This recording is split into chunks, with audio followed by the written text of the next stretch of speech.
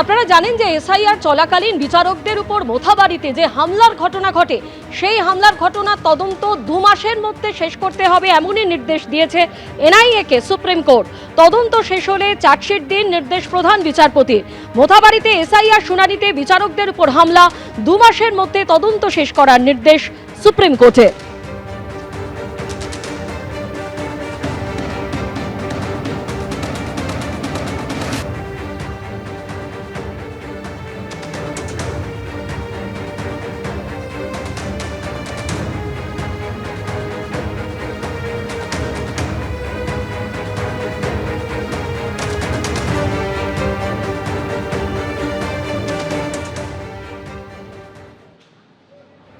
এসআইআর-এ যত নাম বাদ তার থেকে কম ব্যবধানে তৃণমূলের হার।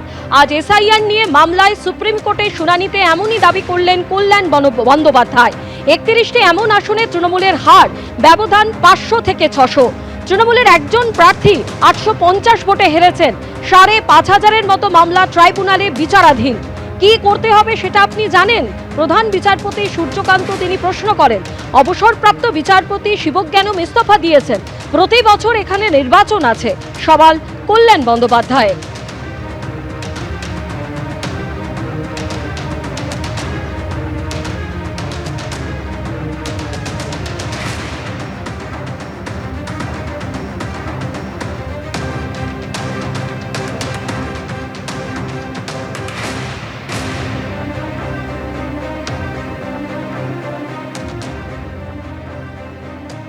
পশ্চিমবঙ্গে ভয়মুক্ত অবাধ ভোট হয়েছে।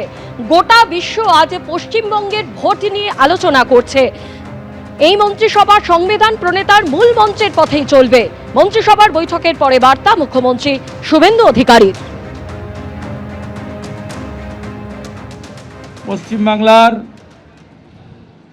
গণতন্ত্রের যে মহোৎসব হলো, দীর্ঘদিন বাদে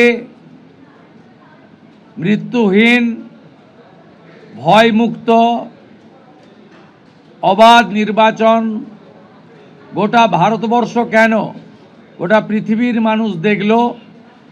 তাই একটা প্রদেশের নির্বাচন নিয়ে আজকে বিশ্বের বিভিন্ন সংবাদ মাধ্যমে আলোচনা হচ্ছে। তাই আমরা প্রথমেই বাংলার জনগণ তথা 93% ভোট প্রদানকারী ভোটারদেরকে নতমস্তকে কৃতজ্ঞতা জানালাম। সাথে ভারতের নির্বাচন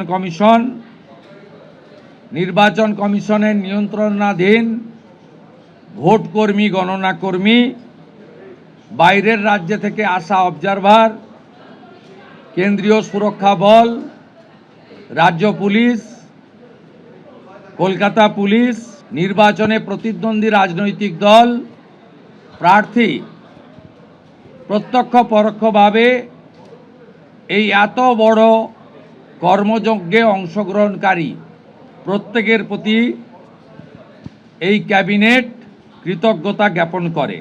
এবিপি আনন্দ, এগিয়ে থাকে, এগিয়ে রাখে।